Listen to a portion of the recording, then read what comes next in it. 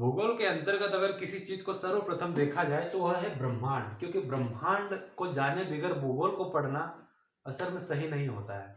तो सबसे पहले यह जानना जरूरी है कि ब्रह्मांड होता क्या है। ब्रह्मांड भूगोल के अंतर्गत देखते हैं ब्रह्मांड।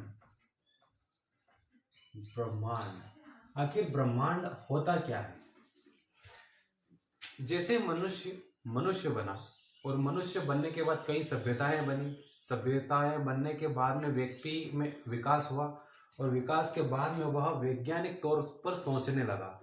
तो उसने सबसे पहले अपने छत पर धरती से ऊपर देखा, अपने छत्र पर तो उसे कहीं न कहीं इस तरह से पूरा आकाश नजर आया होगा। तो इस आकाश को ही उसने ब्रह्मांड कहा। इस आकाश के अंतर्गत उसे तारे, ग्रह, नक्षत्र और कई चीजें नजर आई होंगी। तो इसे ही उसने प्रारंभिक तौर पर ब्रह्मांड कहा है। किंतु जैसे जैसे विज्ञान आगे बढ़ता गया, ब्रह्मांड के विषय में खोज होती गई, ब्रह्मांड की परिभाषा में अंतर आता गया। ब्रह्मांड की सर्वमान्य परिभाषा दे पाना मुश्किल है, क्योंकि ब्रह्मांड के विषय में ये कह पाना ही मुश्किल है कि इसका विकास कितना हो चुका है, ये कितना हो रहा है या किस गति से हो रहा है। ब्रह्मांड का आकार क्या है यह कहना बहुत ही मुश्किल है। अर्थात ब्रह्मांड एक प्रकार की कल्पना है। यह कह सकते हैं कि ब्रह्मांड एक प्रकार की संभावना है जो हमें दिखाई दे रहा है। हमारा सौर मंडल, हमारी आकाशगंगा, ये सारी चीजें इसके अंदर समाहित है। तो हम केवल संभावना के आधार पर कह सकते हैं कि ब्रह्मांड कैसा होगा या कैसा है, क्योंकि ब्रह्मांड में बहुत सारी चीजें ऐसी है जिनके बारे में वैज्ञानिकों को आज भी पता नहीं है। इस पर भी अभी संभावनाएं जारी है या खोज जारी है। इसी प्रकार से हम देखते हैं कि ब्रह्मांड के विषय में जैसे ही व्यक्ति ने सोचना प्रारंभ किया, सबसे पहले उन्होंने एक वैज्ञानिक हुए क्लॉडियस टाल्मी। क्लॉडियस टाल्मी ने अपने अध्ययन में 140 में इन्होंने एक अध्ययन दिया। उस अध्ययन में इन्होंने बताया कि जो ब्रह्मांड है यह पृथ्वी, जैसे कि यह पृथ्वी है, पृथ्वी के इर्द गिर्द जो स्थित है तारे, नक्षत्र, सूर्य, यही ब्रह्मांड है। और जो तारे हैं, सूर्य है, चंद्रमा है या दूसरे ग्रह है, ये सारे रोटेशन बाय रोटेशन पृथ्वी का चक्कर लगा रहे हैं। अर्थात पृथ्वी जो है वह ब्रह्मांड के केंद्र में है।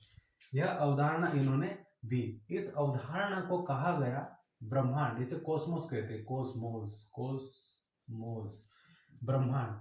इस अवधारणा को कहा जाता है जियोसेंट्रिक अवधारणा।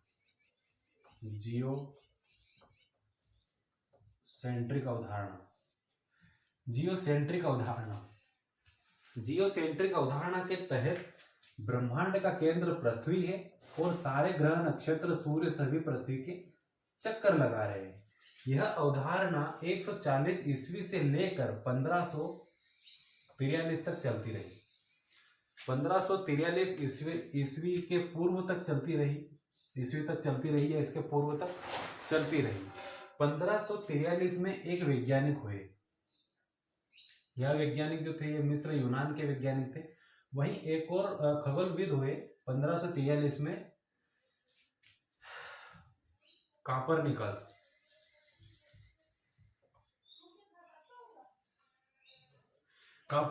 हुए। कापरनिकस ने अपने अध्ययन में एक अवधारणा दी, हेलियोसेंट्रिक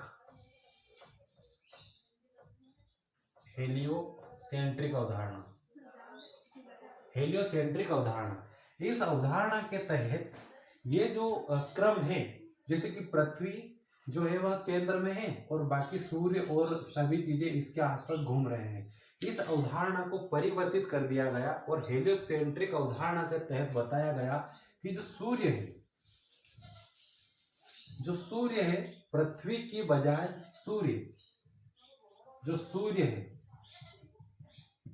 सूर्य जो है यह ब्रह्मांड के केंद्र में है और पृथ्वी, तारे, सभी नक्षत्र और अन्य ग्रह या पिंड सभी सूर्य के चक्कर लगा रहे हैं। इस तरह से जो ब्रह्मांड के केंद्र में पृथ्वी का होने का जो एक एकाधिकार था वह समाप्त हो गया। यह 140 ईस्वी से 1543 तक मान्यता थी। अब इतनी पुरानी मान्यता को परिवर्तित करना कोई आसान नहीं है। जब यह अवधारणा अस्तित्व में आई तो विज्ञान के जगत में ये कहें कि भूगोल अध्ययन करने वालों के मन मस्तिष्क में एक क्रांति सी आ गई, क्योंकि इतनी पुरानी अवधारणा को परिवर्तित करना या उसके उलट कोई अवधारणा देना बड़ा मुश्किल है।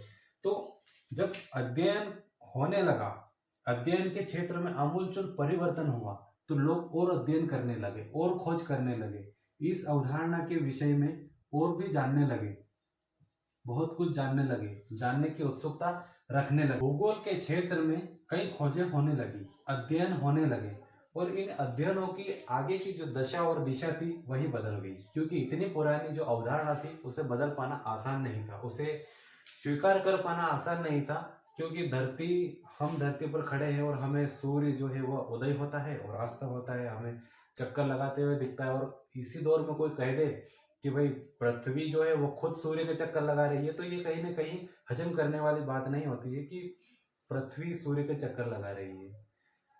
तो इस हजम न करने वाली बात को आगे लेकर वैज्ञानिकों ने या खगोलविदों ने कई अध्ययन किए। इन्हीं अध्ययनों की रेखा में ब्रिटेन के एक खगोलविद हुए, विलियम हर्शेल।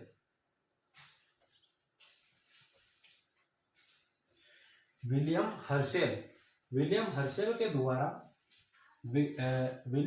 के द्वारा दूरबीन से अंतरिक्ष में कई अध्ययन किए गए, अंतरिक्ष को देखा गया।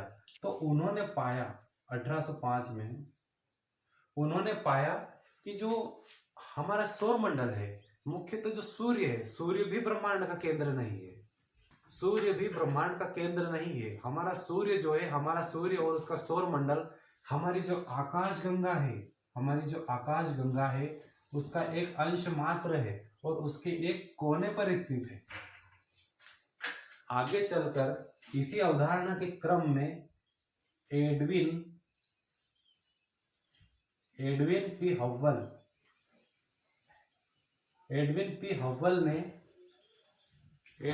हव्वल ने अपने अध्ययन में बताया 1925 में कि दृश्य प्रकाश जो है, दृश्य प्रकाश के परिपथ में आने वाले प्रकाश के अंतर्गत जो ब्रह्मांड है उसका व्यास जो है वह 250 करोड़ प्रकाश वर्ष है।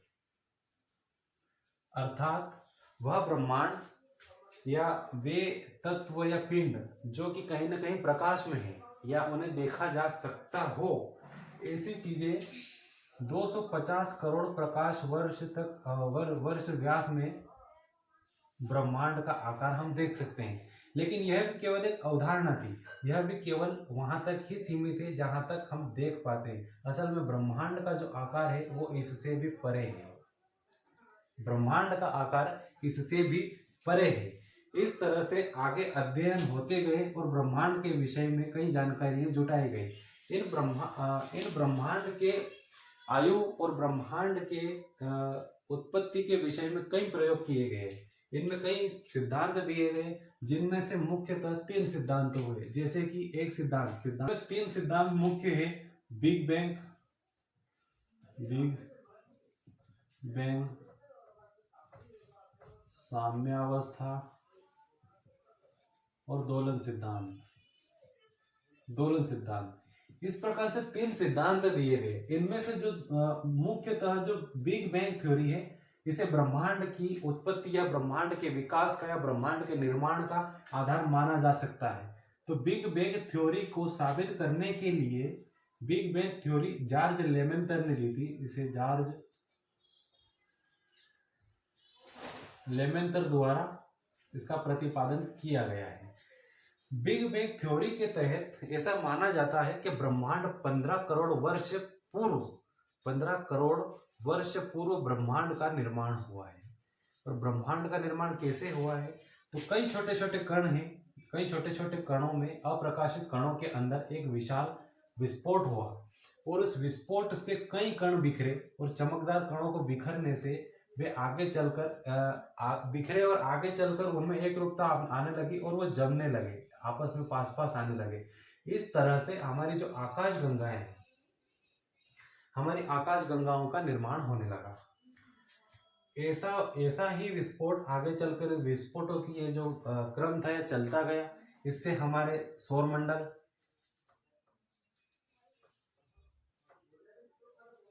ग्रह और नक्षत्रों का भी, ग्रहों का भी या पिंडों का भी निर्माण होता गया।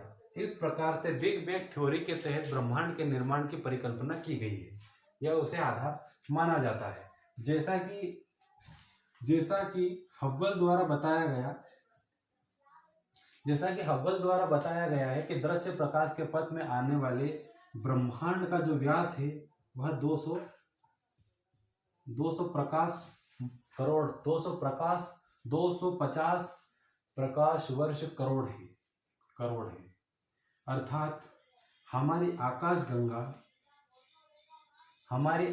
गंगा जैसी कई लाखों आकाश गंगाएं ब्रह्मांड में ऐसे ही तैर रही है। अर्थात कि हम पृथ्वी का एक छोटा सा जीव इतनी बड़ी पृथ्वी पर रहते हैं। हमारी पृथ्वी से लाखों गुना बड़ा कई ग्रह हैं, जैसे बृहस्पति और शनि, उनसे भी लाखों गुना बड़ा है हमारा सूर्य। और हमारे सूर्य की कोई औकात ही नहीं है ब्रह्मांड में, क्योंकि हमारा सूर्य जो है यह हमारी आकाश गंगा में एक छोटा सूर्य है। हमारी खुद के आकाश गंगा में भी हमारे सूर्य से कहीं बड़े बड़े सूर्य और मौजूद हैं, जिनकी तुलना में हमारे सूर्य का कोई वजूद है ही नहीं। इतने बड़े गोले के सामने अगर इतना बड़ा गोला रहे तो उसका कोई वजूद नहीं होता है। ऐसा मान लिया जाए कि ये हमारा सूर्य है और इससे भी इतने बड़े बड़े और सूर्य हैं जो कि हमारी आकाश गंगा में मौजूद हैं, तो हमारे सूर्य का कोई यहाँ पर इतना बड़ा वजूद है ही नहीं। अर्थात अगर इतने बड़े सूर्य है या इनसे भी बड़े सूर्य और ये भी किसी आकाश गंगा का हिस्सा है, तो ब्रह्मांड का आकार कितना बड़ा होगा। ब्रह्मांड के इसी आकार के विषय में कई थ्योरियां दी गई हैं, जैसे कि बिग बैंग थ्योरी का भी हमने उल्लेख किया है। बिग बैंग थ्योरी को सही साबित करने के लिए एक प्रयोग किया गया सर्न में 2010 में एक प्रयोग किया गया, जिसे जॉर्ज कोलायड प्रयोग कहा जाता है। जॉर्ज कोलायड या जॉर्ज हेड्रन कोलायड प्रयोग किया। इस प्रयोग के तहत पृथ्वी के अंदर 100 फीट नीचे 27 किलोमीटर लंबी एक सुरंग बनाई गई और उस सुरंग के अंदर एक सफल महाप्रयोग किया गया, जिसके अंतर्गत फोटॉन बीमों को प्रकाश की गति से आपस में टकराया गया और उससे यह गाढ़ पार्टिकल हिग्स बोसान नामक तत्व की प्राप्ति करने का प्रयास किया गया। क्योंकि वैज्ञानिकों का मानना है कि ब्रह्मांड के निर्माण के जो सबूत हैं या साक्ष्य है, वह कहीं न कहीं हिग्स बोसान या गार्ड पार्टिकल के अंदर ही मौजूद है। अगर हम गार्ड पार्टिकल यह प्रयोग सफल कर लेते हैं तो हमें ब्रह्मांड के निर्माण की जो घटनाएं हैं उसके बारे में हमें जानकारियां मिल जाएगी। तो यह एक सफल प्रयोग किया गया। इसे बाद में 2013 में भी किया गया और 2015 तक इसे बंद करके 2015 के बाद इसे फिर से चालू कर दिया गया। इस प्रकार से बिग बैंग थ्योरी को ब्रह्मांड के निर्माण का आधार माना जाता है। अभी तक का आधार इसे माना जाता है। इसी के क्रम में हम आगे देखते हैं ब्रह्मांड माना जाता है। अब हम आगे देखते हैं कि ब्रह्मांड आखिर होता क्या है, ब्रह्मांड में किस किस चीज को शामिल किया जाता है। ये जो ब्रह्मांड है, इस ब्रह्मांड में कौन कौन शामिल है, जैसे कि निहारिकाएं,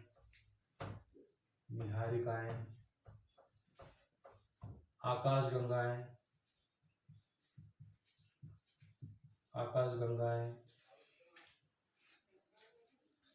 सूर्य, ग्रह, उल्कापिंड आदि चीजें सभी इसमें शामिल होती है। इन चीजों को हम बारी बारी से देखने का प्रयास करते हैं।